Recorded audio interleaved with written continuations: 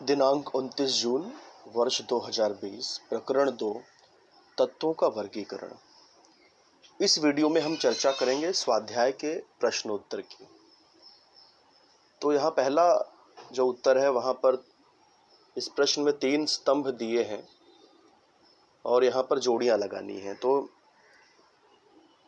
पहला स्तंभ 1 में पहला है त्रिक। त्रिक में कौन सा नियम लगता है? त्रिक में देखिए पहले और तीसरे परमाणु द्रव्यमान का औसत जो होता है वो मध्य वाले तत्व के परमाणु द्रव्यमान के लगभग बराबर होता है। तो यहाँ फर्स्ट जो त्रिक है उसका आंसर होगा यहाँ पर E, पहले तथा तीसरे परमाणु द्रव्यमान का औसत। और इस त्रिक की खोज किसने किया था? डोबे रायनर ने। तो यहाँ पर फर्स्ट का जो आंसर है वो E यानी पहले और तीसरे परमाणु द्रव्यमान का औसत, और स्तंभ 3 में पांचवा डोबे रायनर आएगा। दूसरा अष्टक। अष्टक का नियम क्या है? अष्टक का नियम है आठवें तत्व का गुणधर्म पहले तत्व के जैसे होता है। तो ये E वाला जो यहाँ लाइन दी है स्तंभ 2 में कि आठवें तत्व का गुणधर्म पहले तत्व के जैसे, ये सेकंड का आंसर होगा। और इस नियम को बनाया था न्यूलैंड ने, न्यूलैंड का अष्टक नियम। तो तीसरा, तो सेकंड का आंसर E और यहाँ पर तीसरा स्तंभ 3 में। थर्ड है परमाणु क्रमांक। परमाणु क्रमांक क्या है? परमाणु क्रमांक परमाणु के केंद्रक में जो धन आवेश होते हैं, प्रोटॉन होते हैं, उसकी संख्या को ही परमाणु क्रमांक कहा जाता है। तो ये U जो है, U परमाणु केंद्रक में उपस्थित धनावेश, ये इसका आंसर होगा।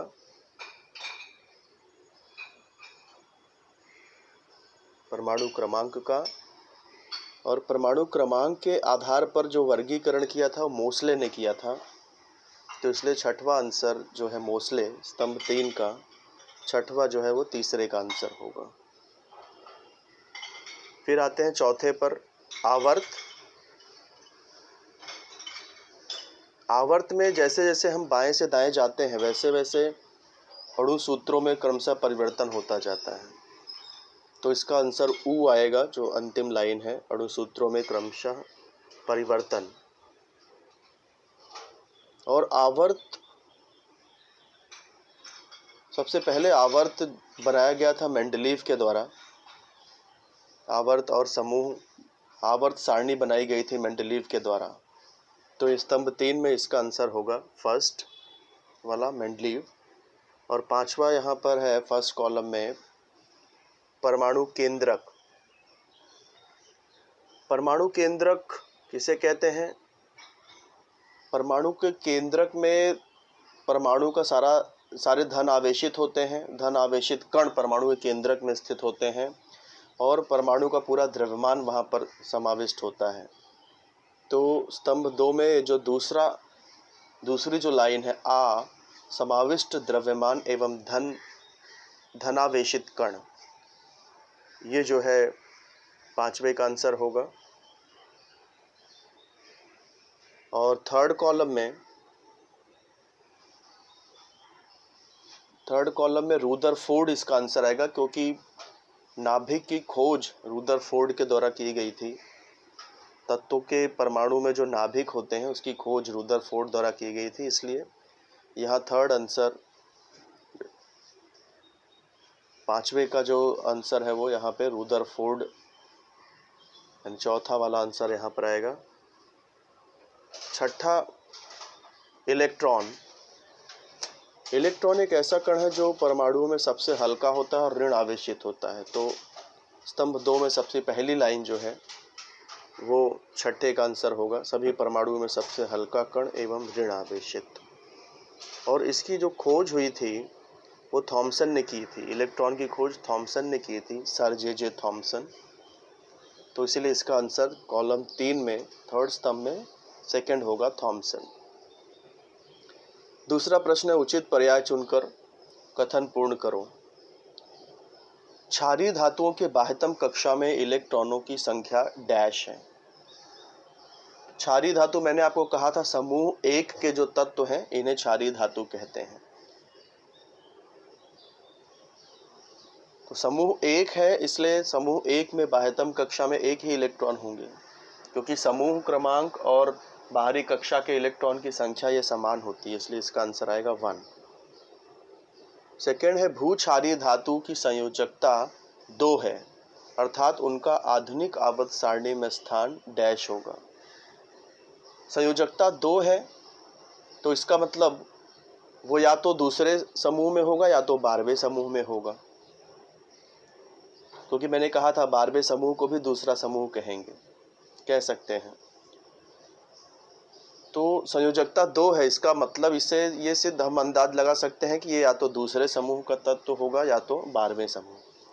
लेकिन यहाँ ये शब्द जो धातु शब्द आ रहा है यहाँ भू क्षारीय धातु, तो धातु हमेशा जो शुरू के जो समूह होते हैं बाईं तरफ उसमें आता है, तो यहाँ 12वां समूह तो दाईं तरफ होता है और इसलिए ये 12वें समूह में ना होकर के समूह 2 में होगा, और ऑप्शन भी समूह 2 यहाँ पर दिया हुआ है, समूह दूसरे का तत्व सारणी में होगा। सारणी में दूसरे समूह में भू क्षारीय धातुएं होती हैं। अब आते हैं ई। तत्व X के क्लोराइड का अणुसूत्र XCl है, अणुसूत्र दिया है। यह यौगिक उच्च द्रवणांक वाला ठोस है। तो X यह तत्व आवर्त सारणी के जिस समूह में होगा उस समूह में निम्नलिखित में से कौन सा तत्व होगा। तो देखिए XCl यदि देखें अणुसूत्र तो क्लोरीन यहाँ 1 है, इसका मतलब X की जो संयोजकता होगी वह भी 1 होगी। इसका मतलब X पहले या 11वें समूह में स्थित होगा। लेकिन यहाँ पर दिया है कि ये उच्च द्रवणांक वाला ठोस है, इसका मतलब ये धातु है, तो इसका मतलब ये पहले समूह में ही होगा। और सोडियम यहाँ पहले समूह में आता है, इसकी संयोजकता 1 होती है, इसलिए जो X है वो सोडियम ही हो सकता है। अब आप बढ़ते हैं अगले प्रश्न की ओर।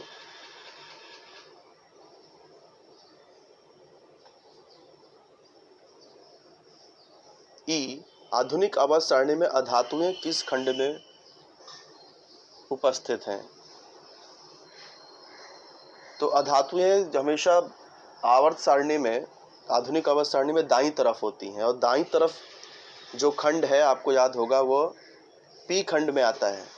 पहला और दूसरा समूह मैंने बताया था एस खंड में आता है। 13 से लेकर 18 जो समूह है वो पी खंड में आते हैं, और पी खंड दाईं तरफ है इसलिए, और धातु दाईं तरफ ही अधातुएं होती हैं, इसलिए ये इसका आंसर पी खंड होगा। अगला प्रश्न है किसी तत्व का इलेक्ट्रॉनिक संरूपण 282 है, इस आधार पर निम्न प्रश्नों के उत्तर लिखिए। पहला तीसरे का अ, इस तत्व का परमाणु क्रमांक क्या होगा। तो यहाँ जो तीनों नंबर दिए हैं 282, तीनों को प्लस कर दीजिए, परमाणु क्रमांक आ जाएगा। 282 टोटल 12 हो रहा है, इसलिए परमाणु क्रमांक 12 होगा। इस तत्व का समूह कौन सा है। समूह के लिए आपको अंतिम कवच में स्थित इलेक्ट्रॉन की संख्या देखनी होगी। यहाँ देखिए तीसरा जो नंबर है 2 है, यानी अंतिम कवच में 2 इलेक्ट्रॉन है, इसलिए इस तत्व का समूह दूसरा समूह है। ये तत्व कौन से आवर्त में है। आवर्त चेक करने के लिए आपको कवच की संख्या देखनी होगी। देखिए यहाँ पर 3 कवच है, 2, 8, 2, ऐसा 3 नंबर दिया हुआ है, यानी इस तत्व में 3 कवच है, तो इसलिए ये तीसरा आवर्त होगा, क्योंकि कवच की संख्या और आवर्त की संख्या समान होती है। नेक्स्ट है इस तत्व का रासायनिक गुणधर्म निम्न में से किस तत्व के जैसा होगा। देखिए रासायनिक गुणधर्म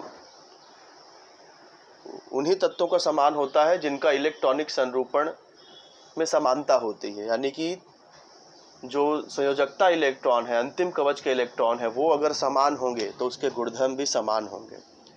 तो इनका यदि इलेक्ट्रॉनिक संरूपण लिखें तो हम ये पता लगा सकते हैं कि किसके समान होगा, क्योंकि देखिए जो हमें यहाँ प्रश्न में दिया है उसमें अंतिम कवच में 2 इलेक्ट्रॉन हैं, तो यहाँ नीचे जो तत्व दिए हैं उसमें भी जिस तत्व में अंत में 2 इलेक्ट्रॉन होंगे अंतिम कवच में, वही उसी का गुणधर्म दिए गए तत्व के गुणधर्म के समान होगा। तो पहला देखिए नाइट्रोजन, परमाणु क्रमांक 7 है।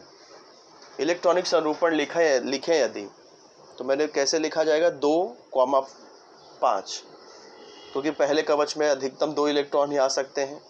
तो 7 में से 2 इलेक्ट्रॉन पहले कवच में आ गए, बचे हुए 5 दूसरे में। तो यहाँ अंतिम कवच में 5 इलेक्ट्रॉन है, इसलिए ये दिए गए तत्व के समान नहीं होगा। बेरिलियम देखिए परमाणु क्रमांक 4 है, तो इलेक्ट्रॉनिक संरूपण कैसे आ जाएगा 2,2। यहाँ देखिए दूसरे कवच में 2 इलेक्ट्रॉन है, और यहाँ भी देखिए अंतिम कवच में 2 इलेक्ट्रॉन है। इसका मतलब बेरिलियम 4 जो है वो दिए गए तत्व के गुणधर्म के समान होगा। आर्गन यहाँ 18 है, इलेक्ट्रॉनिक संरूपण लिखें तो 2, 8, 8 आ जाएगा, 2,8,8। यहाँ भी अंत में 8 इलेक्ट्रॉन है, इसलिए इसका भी गुणधर्म समान नहीं होगा। क्लोरीन 17, इसका इलेक्ट्रॉनिक संरूपण लिखें तो 2,8,7 आएगा। यहाँ भी अंतिम जो इलेक्ट्रॉन की संख्या है अंतिम कवच में 7 है, 2 नहीं है।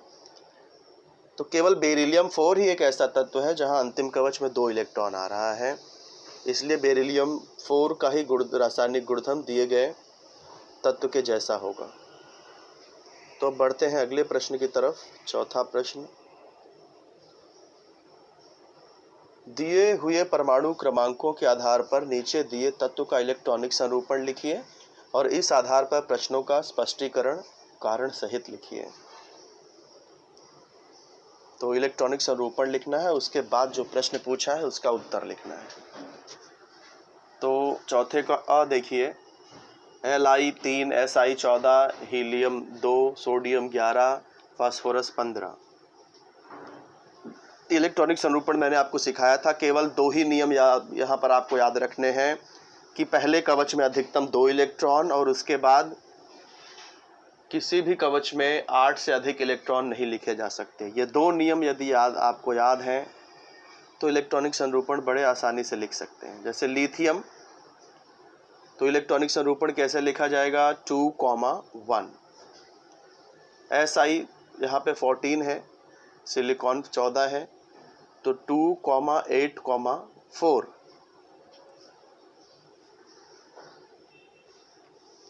हीलियम 2 है तो ये पहले कवच में ही आ जाएगा 2। सोडियम 11 है तो 2,8,1।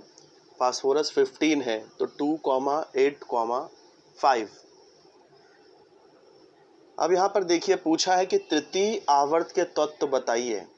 तो तृतीय आवर्त के तत्व वही तत्व होंगे जिसमें 3 कवच होगा। तो यहाँ पर देखिए 2 ही तत्व ऐसे थे जिनमें 3 कवच आ रहा था। Si14 जिसका इलेक्ट्रॉनिक संरूपण 2, 8 और 4 लिखा गया था, ये तीसरे आवर्त का तत्व है। सोडियम 11, इसमें भी 3 कवच आ रहे थे 2,8,1, ऐसे 3 नंबर आ रहे थे इलेक्ट्रॉनिक संरूपण में। तो सोडियम 11 भी तीसरे आवर्त का तत्व होगा। चौथे का आ,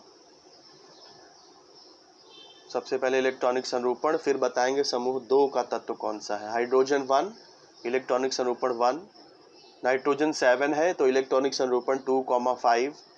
कैल्शियम 20 है तो इलेक्ट्रॉनिक संरूपण आ जाएगा 2,8,8,2।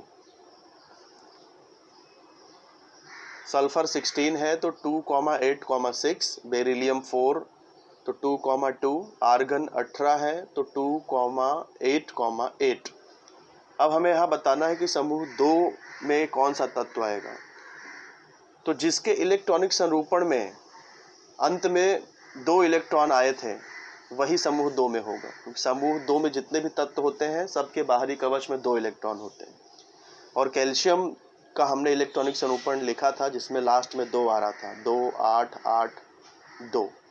तो इसलिए कैल्शियम 20 यहाँ समूह 2 का तत्व होगा। चौथे का ई,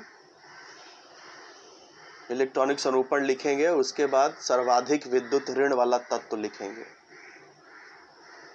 तो इलेक्ट्रॉनिक संरूपण नाइट्रोजन का 2,5। कार्बन यहाँ 6 दिया हुआ है तो 2,4। ऑक्सीजन 8 है तो 2,6। बोरॉन 5 तो 2,3। एल्युमिनियम 13 तो 2,8,3। अब यहाँ पर पूछा जा रहा है कि सर्वाधिक विद्युत ऋण वाला तत्व कौन सा है। एक बात यहाँ समझ लीजिए बच्चों कि 3 शब्द जिसका अर्थ एक ही होता है, जैसे एक शब्द तो यहाँ दिया है विद्युत ऋण, दूसरा शब्द मैं आपको बता रहा हूँ सबसे छोटे आकार का परमाणु, और तीसरा शब्द है आधात्विक गुणधर्म। ये तीनों एक ही गुणधर्म है समझ लीजिए। जिसमें विद्युत ऋण जो होगा वही सबसे छोटा परमाणु होगा और वही आधात्विक गुणधर्म वाला परमाणु होगा। तो यहाँ सर्वाधिक विद्युत ऋण की जगह पे छोटे आकार वाला सबसे छोटा आकार भी पूछा जा सकता है, आधात्विक गुणधर्म वाला भी पूछा जा सकता है। तो विद्युत ऋण की जगह पे सबसे छोटा आकार या आधात्विक गुणधर्म जैसे शब्द भी आ सकते हैं, तो उसका आंसर 1 होगा। तो अब हम पहचानेंगे कैसे सर्वाधिक विद्युत ऋण वाला तत्व। तो देखिए बेटा, सबसे छोटा आकार जिस परमाणु का होता है, जो परमाणु जितना छोटा होगा वह उतना ही अधिक विद्युत ऋण वाला तत्व होगा। अब सब उसका आकार छोटा है या बड़ा है, ये 2 बातों पर निर्भर करता है। पहला तो उसके कवच पर, जितने कम कवच होंगे उतना ही वह छोटा होगा, जितने अधिक कवच होंगे उतना ही वह परमाणु बड़ा होगा। दूसरी जो पहचान है वो है अंतिम कवच में इलेक्ट्रॉनों की संख्या। अंतिम कवच में इलेक्ट्रॉन जितना अधिक होंगे वो परमाणु का आकार उतना छोटा होगा, और अंतिम कवच में जितने कम इलेक्ट्रॉन होंगे वह परमाणु उतना ही बड़ा होगा। तो इस यहाँ पर विद्युत ऋण वाला तत्व पूछा है, इसका मतलब सबसे छोटा तत्व हमें यहाँ बताना है। तो मैं कैमरा ऑन करके इसको इलेक्ट्रॉनिक संरूपण लिख करके आपको बताता हूँ, तो थोड़ा आसान हो जाएगा आपके लिए समझना।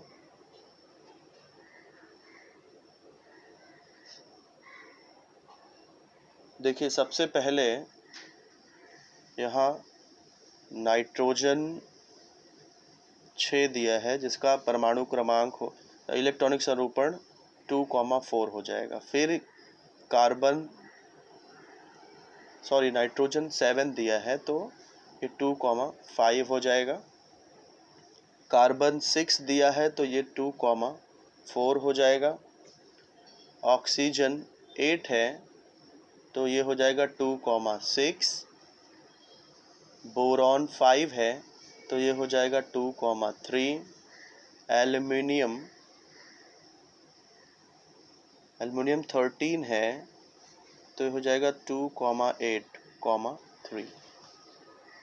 अब यहाँ पर पूछा है सर्वाधिक विद्युत ऋण वाला, सबसे अधिक विद्युत ऋण वाला, यानी कि सबसे छोटा परमाणु कौन सा होगा, किसका होगा। तो अब देखिए, ये इसमें 3 कवच है, 1 2 3, इसमें 3 कवच है, बाकी सब में केवल 2 ही कवच है, 1 2 1 2 1 2।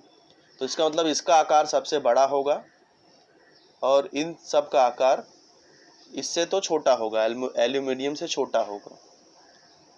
अब आगे पहचानेंगे कि इन चारों में से भी सबसे छोटा कौन होगा।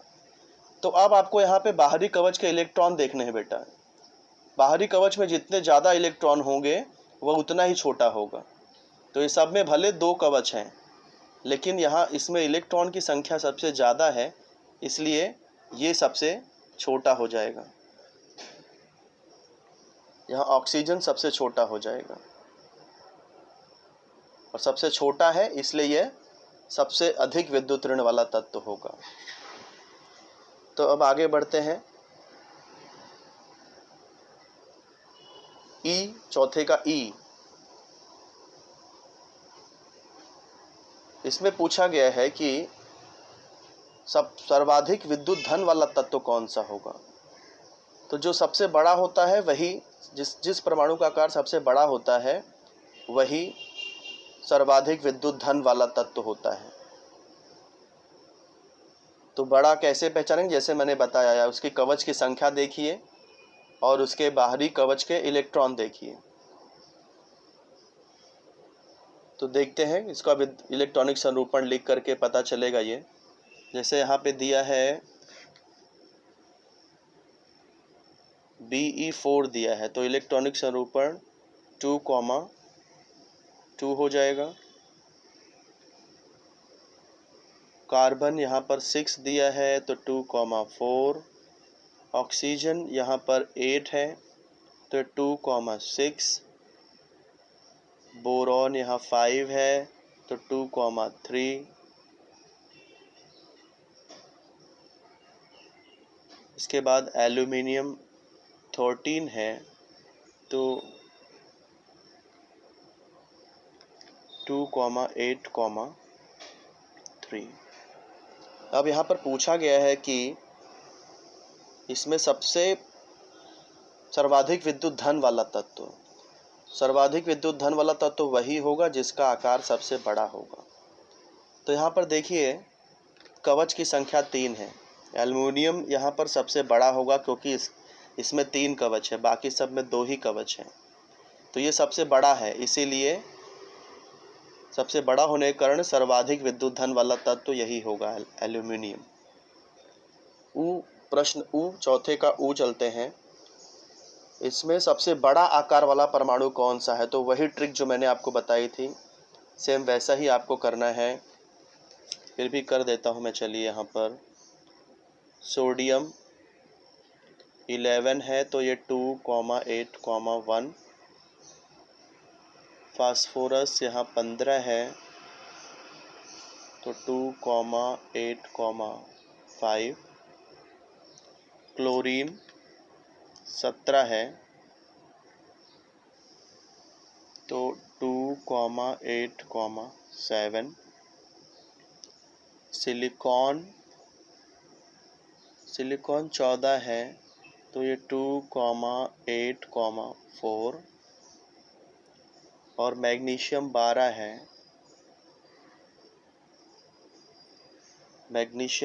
है, तो ये हो जाएगा 2,8,2।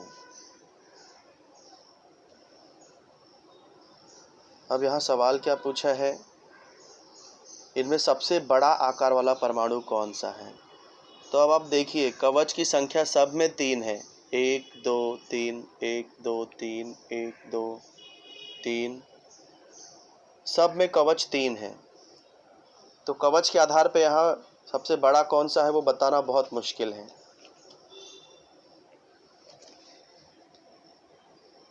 तो फिर क्या देखेंगे हम? बाहरी कवच के इलेक्ट्रॉन देखेंगे। मैंने आपसे कहा था बाहर जितने कम इलेक्ट्रॉन होंगे वह उतना ही बड़ा होगा। तो सबसे कम इलेक्ट्रॉन बाहरी कवच में देखिए, यहाँ सोडियम में है, सिर्फ 1 इलेक्ट्रॉन है, बाकी सब में उससे अधिक इलेक्ट्रॉन है बाहरी कवच में। इसलिए यहाँ सोडियम का आकार ही सबसे बड़ा होगा। सबसे बड़ा, और सबसे बड़ा है इसका मतलब सबसे अधिक ये धन आवेशित कण होगा, विद्युत धन वाला, सबसे अधिक विद्युत धन वाला तत्व होगा, यानी कि सबसे अधिक धात्विक गुणधर्म वाला तत्व होगा। तो 3 शब्द याद रखना, सबसे बड़ा जो होगा वही सर्वाधिक विद्युत धन वाला तत्व होगा और वही सर्वाधिक धात्विक गुणधर्म वाला तत्व होगा। ये तीनों एक ही शब्द हैं, ये बात याद रखना आप। फिर यहाँ potassium, lithium, sodium, beryllium, same वैसे ही करना है। सबसे कम परमाणु त्रिज्या वाला यानी कि सबसे छोटा, तो आप देखना जिसमें सबसे कम कवच हो या फिर इलेक्ट्रॉन की संख्या बाहरी कवच में यदि सबसे ज़्यादा हो तो वही सबसे छोटा होगा और उसी की परमाणु त्रिज्या सबसे कम होगी। तो ये आप खुद से कर लीजिएगा। फिर है ये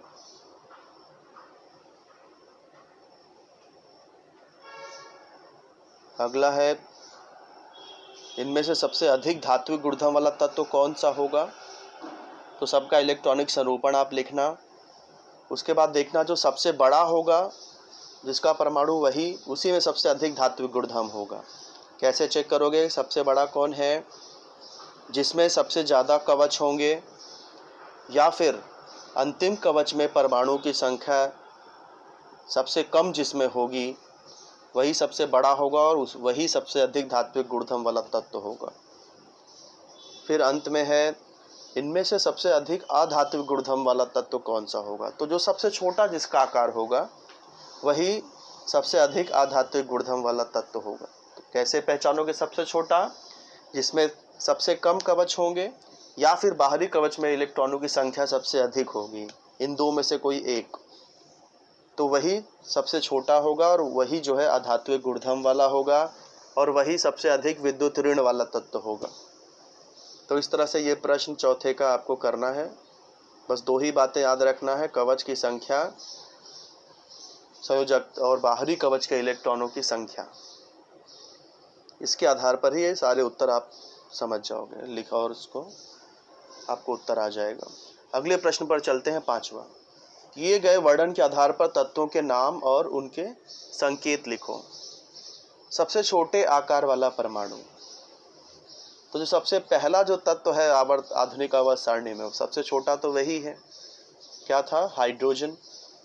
तो लिखोगे कैसे? आपको हाइड्रोजन का सूत्र लिखना है, तत्व के नाम एवं उनके संकेत लिखने हैं। तो H2 ऐसा लिख देना। सबसे छोटे आकार वाला परमाणु हाइड्रोजन है, तो उसे आप कैसे लिखोगे? H2 इस तरह से लिखोगे।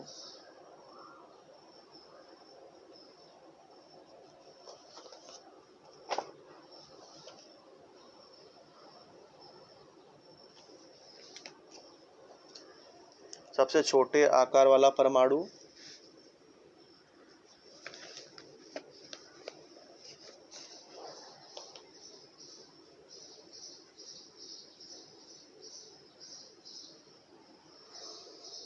तो यहाँ पर आ जाएगा H2 हाइड्रोजन।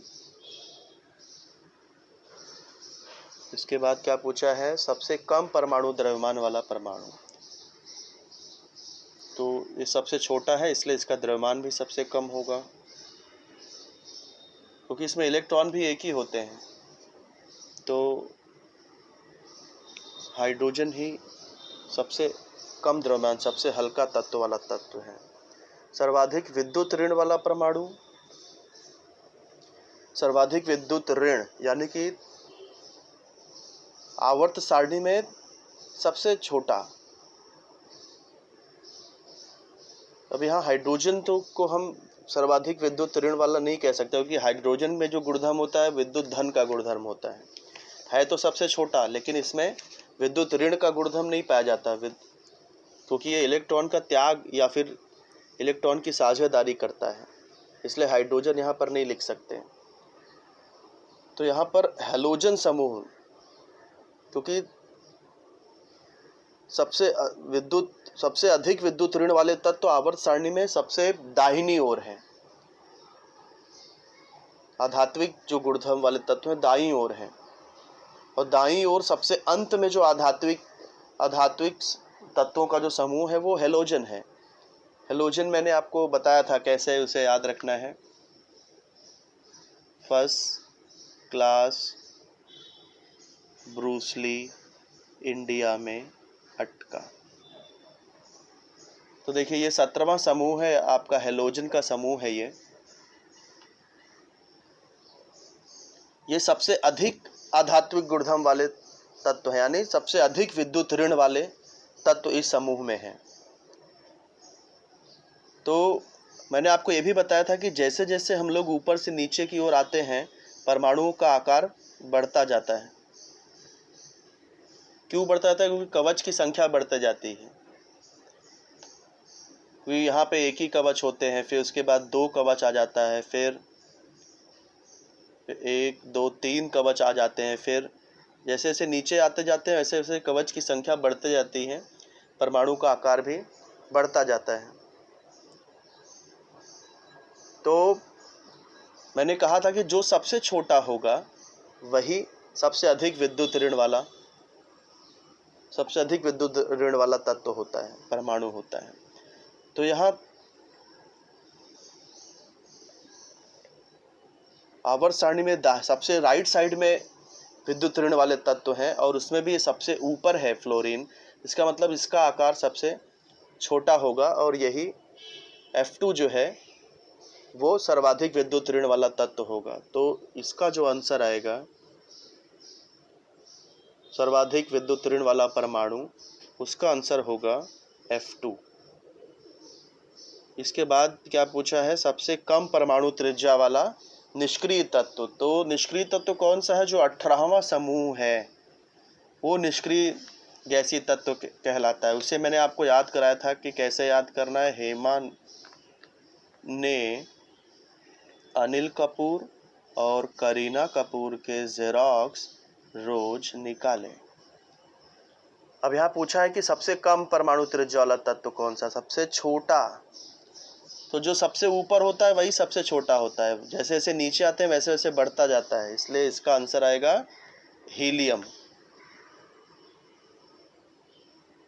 तो इसका आंसर यहाँ पर होगा हीलियम। ये मैं 5वें प्रश्न की बात कर रहा हूँ। 5वें में इस तरह से आपको आंसर लिखने हैं। उसके बाद यहाँ पर एक और प्रश्न है 5वें का, ये सर्वाधिक अभिक्रियाशील अधातु। तो जो सबसे छोटा अधातु होगी, सबसे छोटी अधातु, वही सबसे अधिक क्रियाशील होगी। तो यहाँ पर देखिए, हमने देखा कि सबसे छोटी जो आकार वाला जो अधातु है वो है फ्लोरीन। तो इसलिए इसका आंसर होगा फ्लोरीन। फ्लोरीन ही सबसे अधिक अभिक्रियाशील अधातु है, क्योंकि फ्लोरीन ही सबसे अधिक विद्युत ऋण वाला परमाणु है, क्योंकि यही सबसे छोटे आकार वाला अधातु है, इसलिए सबसे अधिक विद्युत ऋण वाला भी होगा, सबसे अधिक क्रियाशील अधातु भी होगा। इसके बाद बढ़ते हैं अगले प्रश्न पर।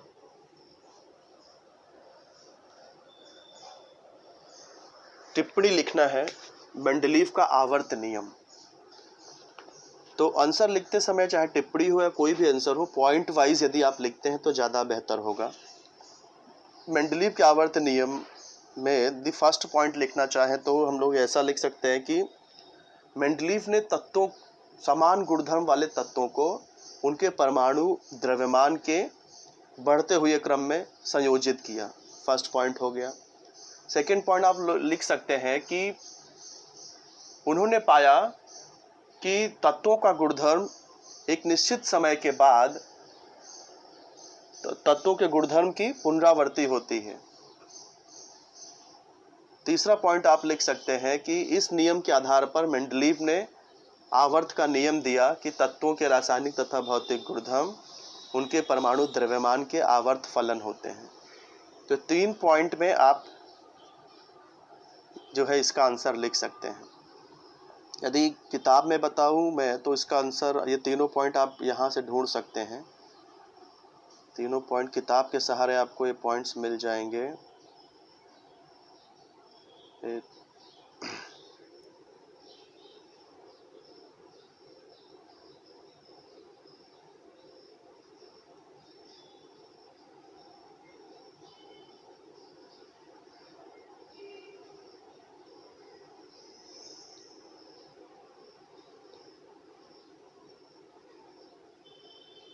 देखिए, सो फर्स्ट पॉइंट आप ये लिख सकते हैं यहाँ पर,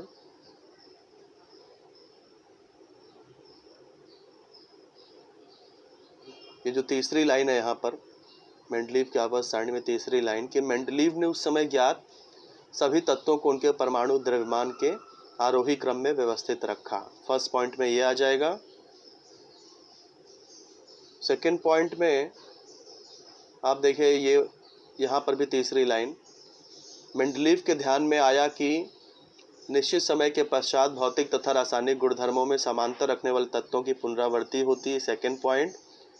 थर्ड पॉइंट में आप ये नियम लिख देना कि मेंडलीव ने आवर्ती नियम का प्रतिपादन किया कि तत्वों के भौतिक तथा रासायनिक गुणधर्म उनके परमाणु द्रव्यमान के आवर्त फलन होते हैं। तो ये 3 पॉइंट में ये टिप्पणी आप लिख सकते हो इसे। अब आते हैं अगले प्रश्न पर। अगला प्रश्न है आधुनिक आवर्त सारणी की रचना। तो इसकी चर्चा मैं जो पिछले वीडियो में किया था, आधुनिक आवर्त सारणी की रचना, इसमें भी आप पॉइंट वाइज लिख सकते हैं कि फर्स्ट पॉइंट आप लिख सकते हैं कि आधुनिक आवर्त सारणी की रचना परमाणु द्रव्यमान के आधार पर की गई। सेकंड पॉइंट आप लिख सकते हैं इसमें 7 36 पंक्तियां हैं जिन्हें आवर्त कहते हैं, 18 ऊर्ध्वाधर स्तंभ हैं जिन्हें समूह कहते हैं। फिर टेढ़ी मेढ़ी रेखा के द्वारा आवर्त सारणी को 3 भागों में विभाजित किया गया, धातु, अधातु, धातु सदृश।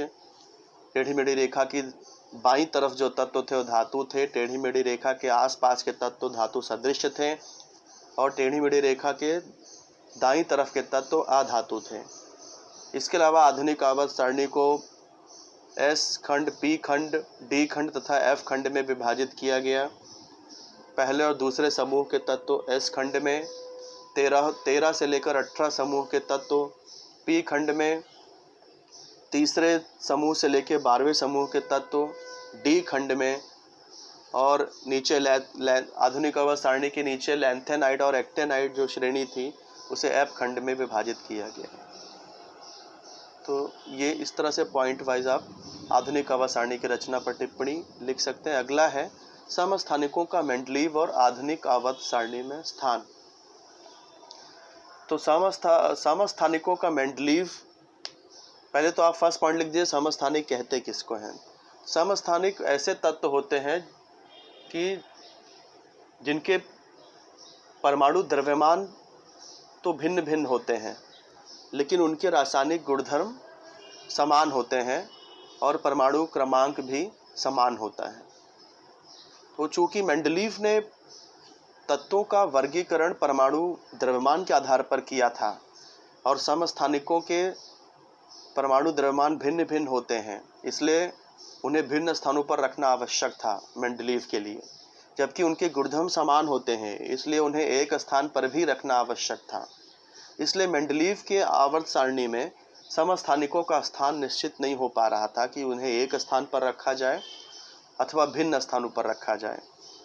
लेकिन आधुनिक आवर्त सारणी की रचना जब की गई परमाणु क्रमांक के आधार पर, तो समस्थानिकों को एक निश्चित स्थान प्राप्त हुआ, क्योंकि समस्थानिक के गुणधर्म तो समान थे ही, उनके परमाणु क्रमांक भी समान होने के कारण उन्हें एक निश्चित स्थान प्राप्त हुआ। तो ये सारी बातें आप पॉइंट अनुसार, पॉइंट वाइज टिप्पणी में इसे लिख सकते हैं। अब आते हैं वैज्ञानिक कारण लिखिए। आवर्त में बाएं से दाईं ओर जाने पर परमाणु त्रिज्या कम कम होती जाती है, क्या कारण है? तो मैंने चर्चा किया था चैप्टर में कि आवर्त में जैसे जैसे बाईं ओर जाते हैं वैसे वैसे क्या होता है, एक ही कवच में इलेक्ट्रॉनों की संख्या बढ़ते जाती है। जैसे जैसे इलेक्ट्रॉन की संख्या बढ़ती जाती है, नाभिक में धन आवेशित जो प्रोटॉन है उनकी भी संख्या बढ़ते जाती है, जिसके कारण बाहरी कवच के इलेक्ट्रॉन का नाभिक की ओर आकर्षण बल बढ़ता जाता है और इसी के कारण परमाणु त्रिज्या कम कम होती जाती है। तो इसे आप पॉइंट वाइज आप बना करके इसका उत्तर लिख सकते हैं। अगला प्रश्न है, आधुनिक आवर्त सारणी में आवर्तों में बाएं से दाईं ओर जाने पर धात्विक गुणधर्म कम कम होते जाते हैं। इसके उत्तर में सबसे पहले तो धात्विक गुणधर्म किसे कहते हैं वो लिख देना कि जिन परमाणुओं में बाहरी कवच के इलेक्ट्रॉन का त्याग करके धन आवेश निर्माण करने की प्रवृत्ति पाई जाती है, तो उस प्रवृत्ति को ही धात्विक गुणधर्म कहते हैं। फर्स्ट पॉइंट ये लिख देना आप। सेकंड पॉइंट लिखना है कि आवर्त में बाएं से दाएं जाते समय एक ही कवच में इलेक्ट्रॉनों की संख्या बढ़ते जाती है, जिससे कि नाभिक में धनावेशित कणों की संख्या भी बढ़ते जाती है और इसके कारण बाहरी कवच के इलेक्ट्रॉनों का नाभिक की ओर आकर्षण बढ़ता जाता है और इलेक्ट्रॉनों का त्याग करके धन आवेश का निर्माण करना कठिन होता जाता है। इसीलिए आधुनिक आवर्त सारणी में आवर्त में बाएं से दाएं ओर जाने पर धात्विक गुणधर्म कम कम होता जाता है। तो इसे आप पॉइंट वाइज लिख देना। अब सातवें के तीसरे यानी ई में आते हैं। समूह में ऊपर से नीचे की ओर जाने पर परमाणु त्रिज्या बढ़ती जाती है। तो समूह में जब ऊपर से नीचे की ओर आते हैं तो कवच की संख्या बढ़ती जाती है। कवच की संख्या बढ़ने के कारण परमाणु का आकार भी बढ़ता जाता है और यही कारण है कि समूह में ऊपर से नीचे की ओर जाने पर परमाणु की त्रिज्या बढ़ते जाती है। यहाँ पर एक पॉइंट और ऐड कर देना, स्टार्टिंग में मैं भूल गया बताना कि परमाणु त्रिज्या कहते किसको हैं। तो सबसे फर्स्ट पॉइंट तो ये लिख देना कि परमाणु का जो नाभिक है और अंतिम कवच, इसके बीच की दूरी को त्रिज्या कहते हैं। फर्स्ट पॉइंट ये लिख देना। सेकंड पॉइंट ये लिख देना कि समूह में ऊपर से नीचे की ओर आने पर कवच की संख्या बढ़ती जाती है, जिसके कारण तीसरे पॉइंट में लिख देना, इस कारण से नाभिक और बाहरी कवच की दूरी बढ़ती जाती है और इसके कारण परमाणु का आकार बढ़ता जाता है और अंत में इसीलिए समूह में ऊपर से नीचे की ओर जाने पर परमाणु त्रिज्या बढ़ती जाती है। अगले प्रश्न पर चलते हैं। ई, एक ही समूह के सभी तत्वों की संयोजकता समान होती है। यहाँ फर्स्ट पॉइंट तो ये लिख देना, संयोजकता कहते किसको है। फर्स्ट पॉइंट ये लिखना कि संयोजकता, तत्व की संयोजकता उसके संयोजकता इलेक्ट्रॉन पर निर्भर करती है। संयोजकता इलेक्ट्रॉन यानी बाहरी कवच के इलेक्ट्रॉन। तो फर्स्ट पॉइंट आपको लिखना है कि तत्वों की संयोजकता उसके संयोजकता इलेक्ट्रॉन पर निर्भर करती है। सेकंड पॉइंट आपको लिखना है कि एक ही समूह के सभी तत्वों के परमाणुओं में संयोजकता इलेक्ट्रॉन की संख्या समान होती है और इसीलिए एक ही समूह के सभी तत्वों की संयोजकता समान होती है। अगले प्रश्न पर चलते हैं। ऊ, तीसरे कवच के इलेक्ट्रॉन धारक क्षमता 18 होने पर भी तृतीय आवर्त में 8 तत्व हैं। तो देखिए बच्चों, आवर्त सारणी में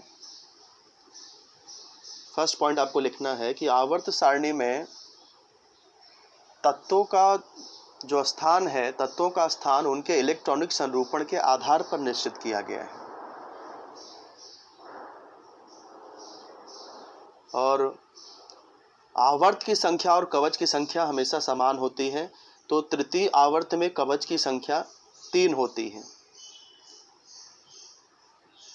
और इलेक्ट्रॉनिक संरूपण 2 नियमों पर आधारित होते हैं। एक तो नियम है कि कवच के इलेक्ट्रॉन धारक क्षमता और दूसरा नियम है इलेक्ट्रॉन का अष्टक नियम।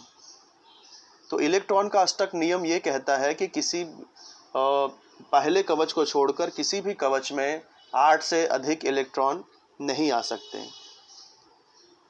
तो इसलिए तीसरे कवच में 8 से अधिक इलेक्ट्रॉन समाविष्ट नहीं हो सकते, जबकि क्षमता उसकी 18 की होती है और यही कारण है, इन्हीं नियमों के कारण तीसरे कवच में इलेक्ट्रॉन की धारक क्षमता 18 होने पर भी तृतीय आवर्त में केवल 8 तत्व ही समाविष्ट हो पाए।